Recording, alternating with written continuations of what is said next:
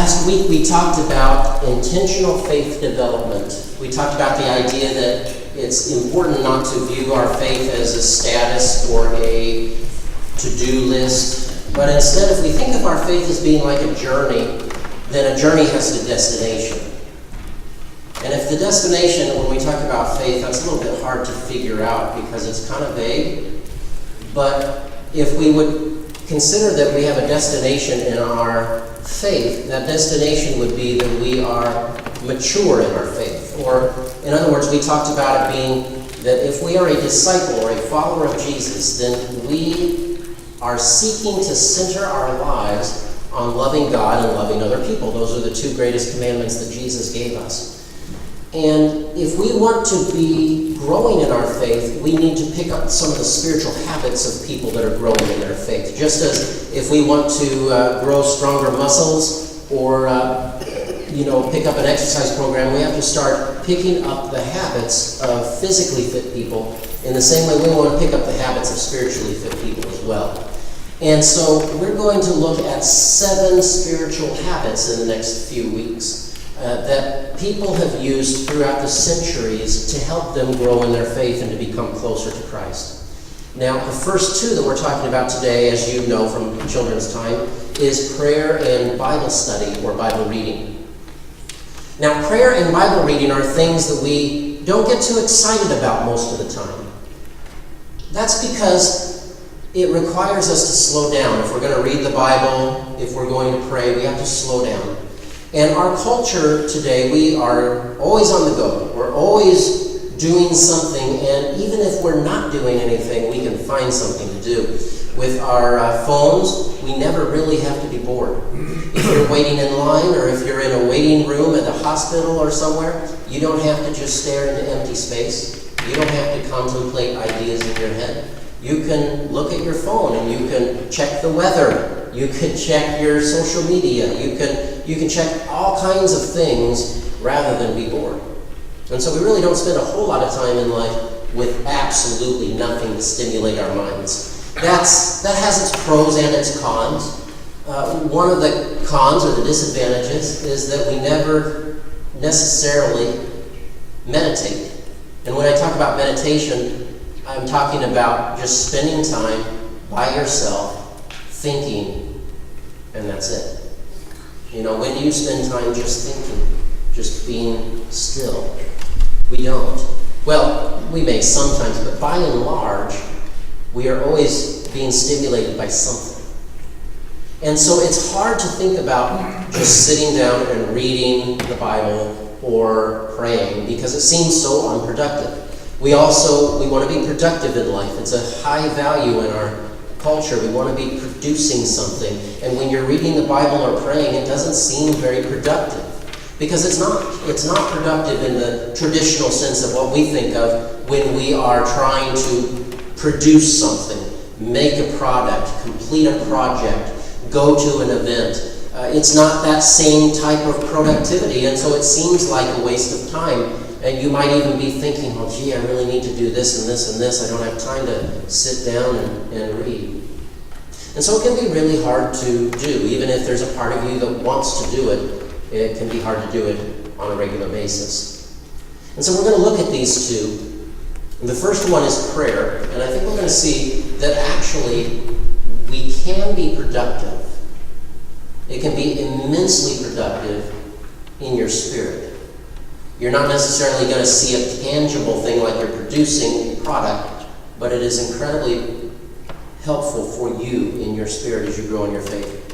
So as we think about prayer is hard to define, but the one way that I would define prayer is it's conversing with God. Prayer is how you grow and connect with God.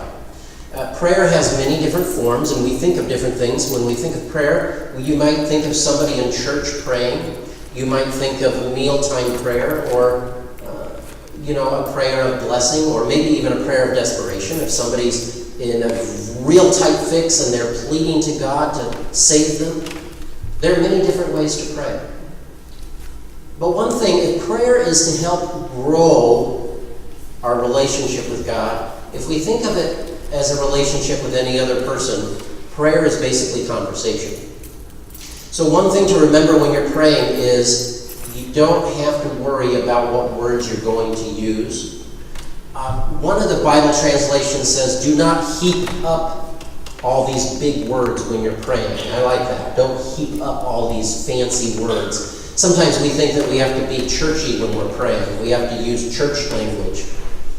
Oh God, thou creator of the universe, we humbly beseech you on behalf of the congregation. Oh, please. You know, I mean, that's nice. I'm sure it has its place. But if you don't know what beseech means, you don't have to use the word, right?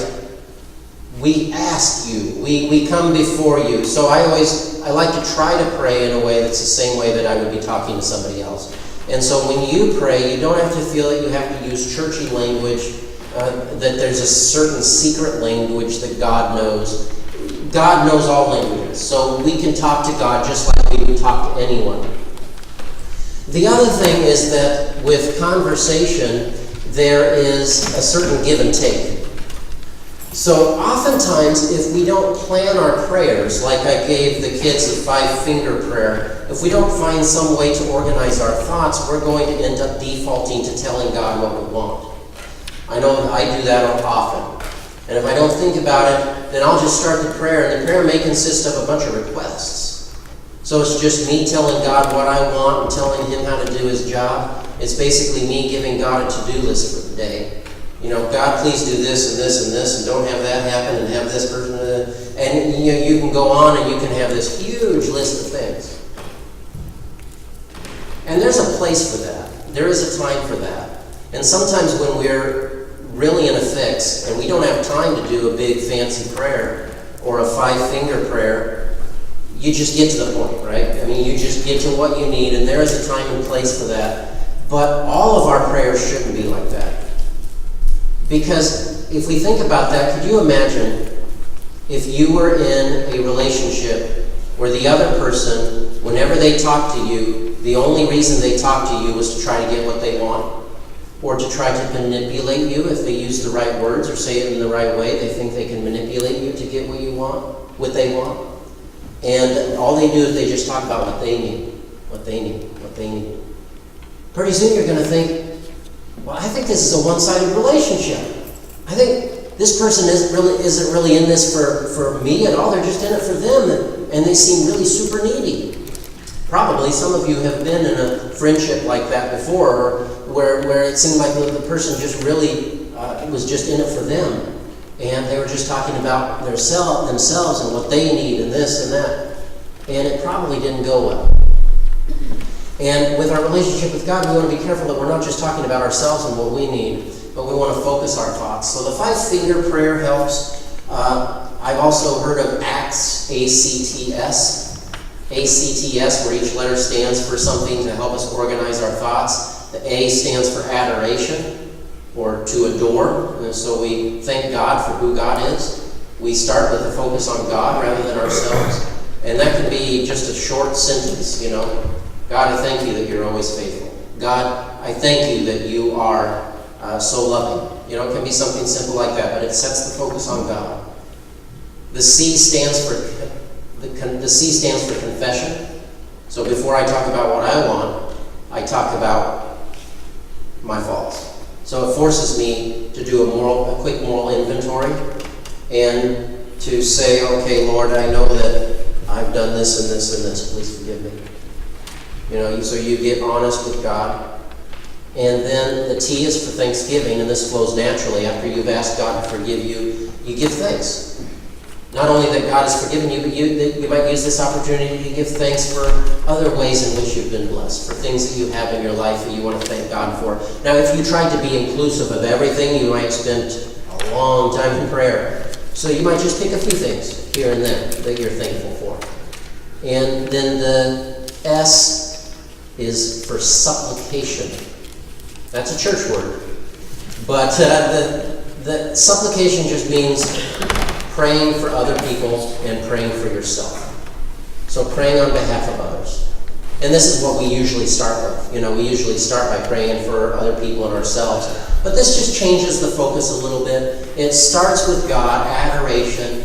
Then we look at our sin, confession. We give thanks thanksgiving, and then we pray for ourselves and others, supplication. Again, that's not the only way to pray, but it's just one way. Jesus obviously gave his example of how to pray to his disciples, the Lord's Prayer. If you pray that, that pretty much covers everything.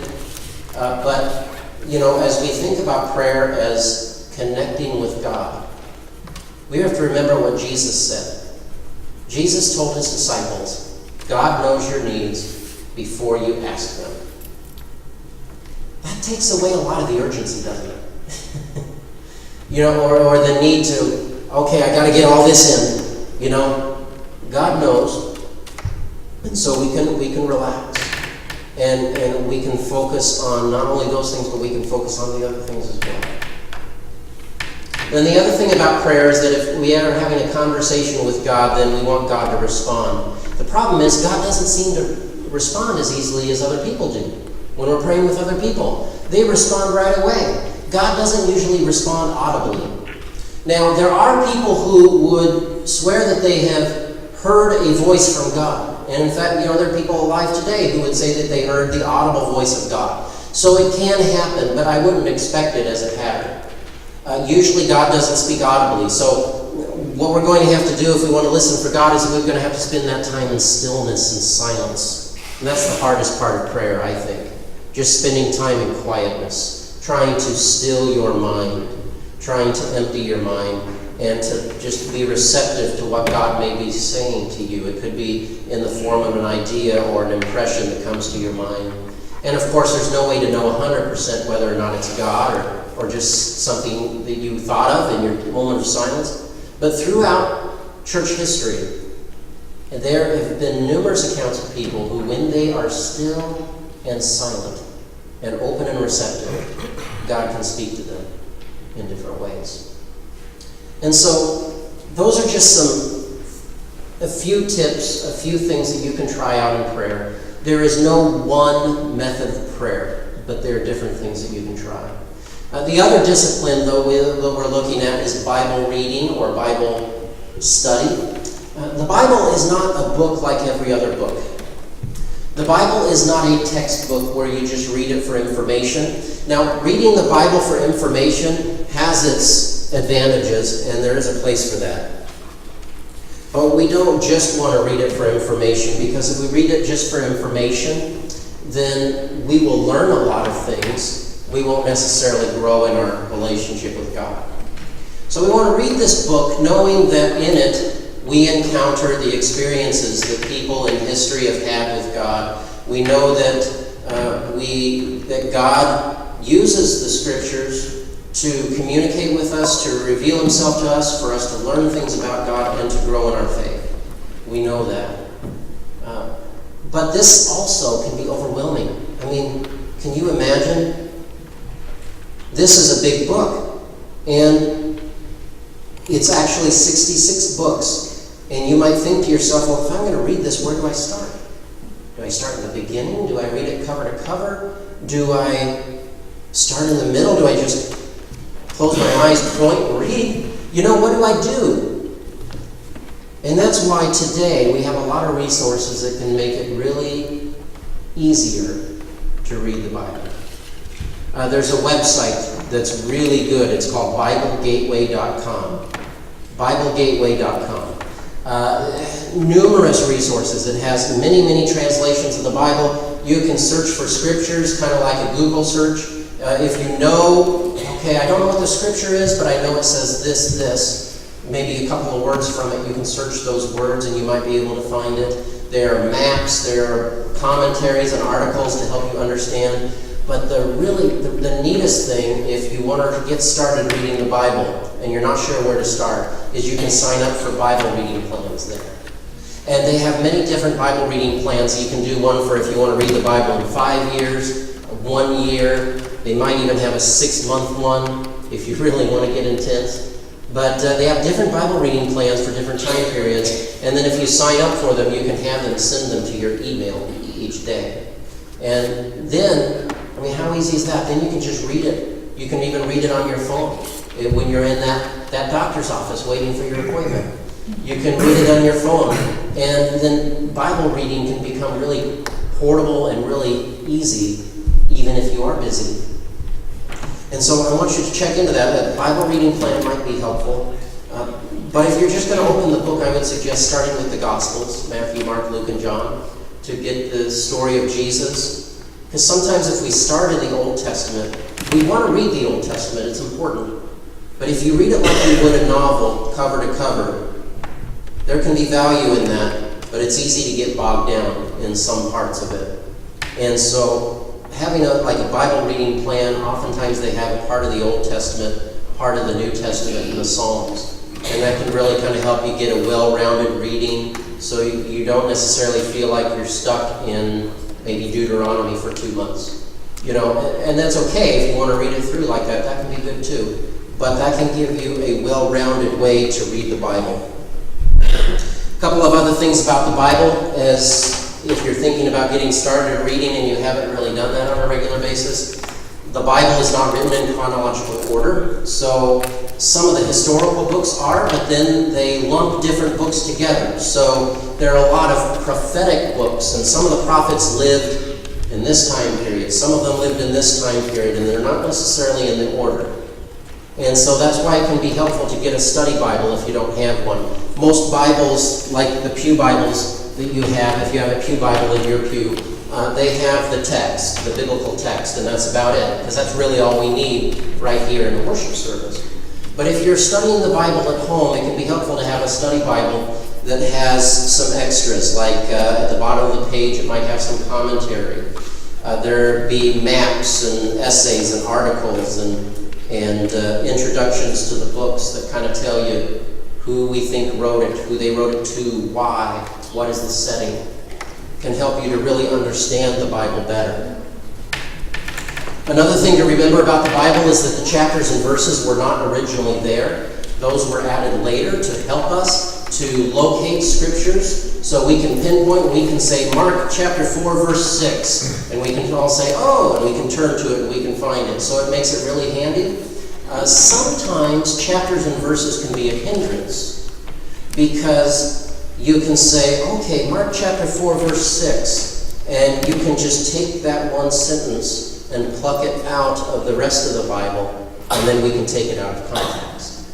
Because we have to remember, if those verses weren't originally there, that meant that that idea wasn't necessarily meant to be taken in isolation, but it is a part of a paragraph or a larger thought. And so we want to be careful not to take things out of context. Very easy to do, even if you don't mean to. And then finally, with the Bible, it means what it means, but not necessarily what it says. The Bible means what it means, but not necessarily what it says. So in other words, for instance, there are a lot of numbers in the scriptures, and you'll see patterns. You'll see a lot of, like the number 7 days of creation. You'll see 12 and multiples of 12 are highly repetitive in the scriptures. 40, a lot of things happen. 40 days and 40 nights, the flood.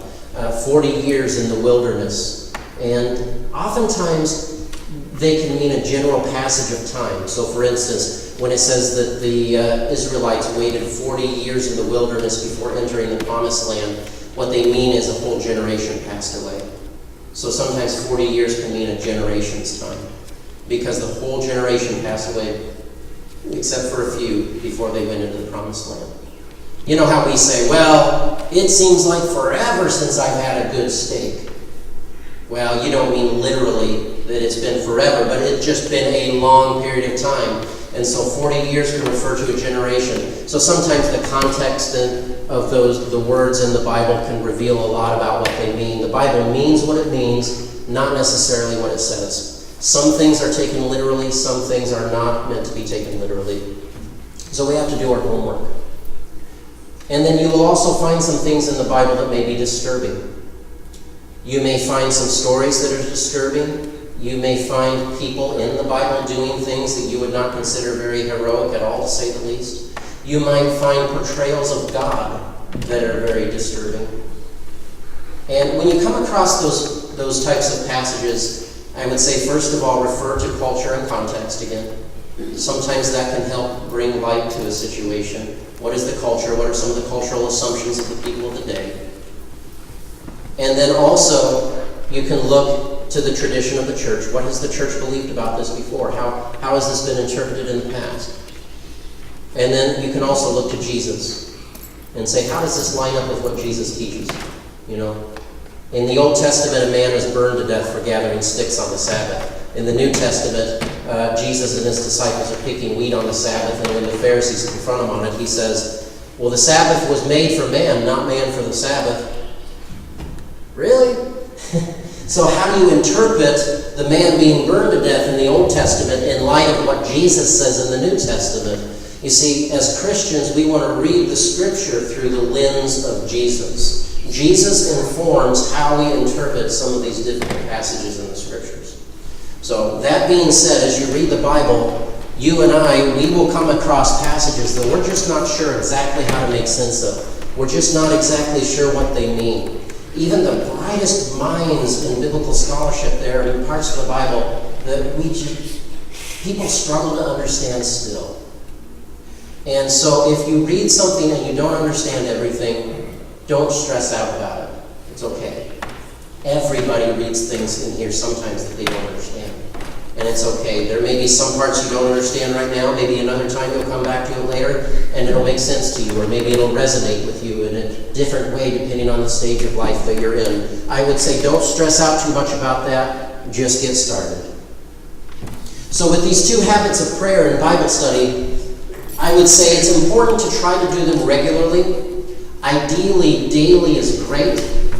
But I would say do not try to make a goal for yourself of reading and praying daily if you're going to become discouraged if you can't do it every day. Because there may be a day or days that come up when you are too busy to do it. Or maybe you technically have time, but your day was so exhausting you just don't have the energy. And then like a New Year's resolution, when you miss a day or two, you just get so discouraged that you just give up. You just say, oh, I can't do it. So I would like to discourage you from having that type of mindset. If you miss a day, just do it again the next day. If you miss a week, just do it again the next day.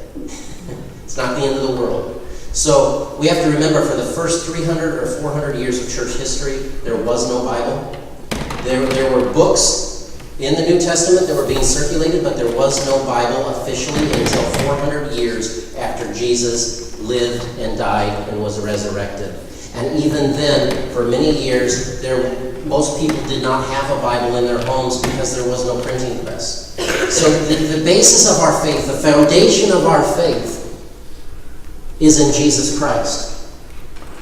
And so if you're not reading the Bible, if you forget to read it, or if you have a stint in life where you just don't have time, don't beat yourself up over it. Just do it the next day.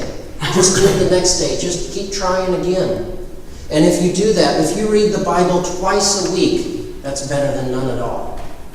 But I will say this, if you're going to pick up these habits, they will have to become a priority. Otherwise, they're not going to happen.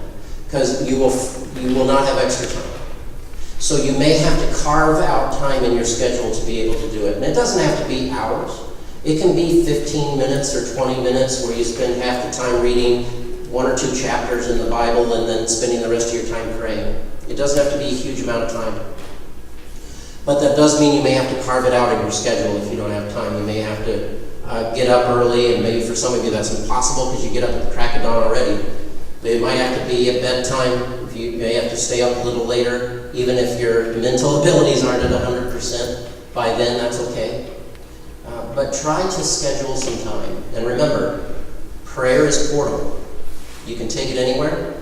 You can even pray at work or in school. I would suggest doing it in your head if you're at work or in school. But you can do prayer anywhere. And now, with smartphones, you can even do your Bible reading pretty much anywhere. And so I would encourage you to take advantage of those technologies and do what you can to incorporate these habits. Because even though they seem like they're not productive, I'll tell you, they're going to help you immensely as you grow in your faith.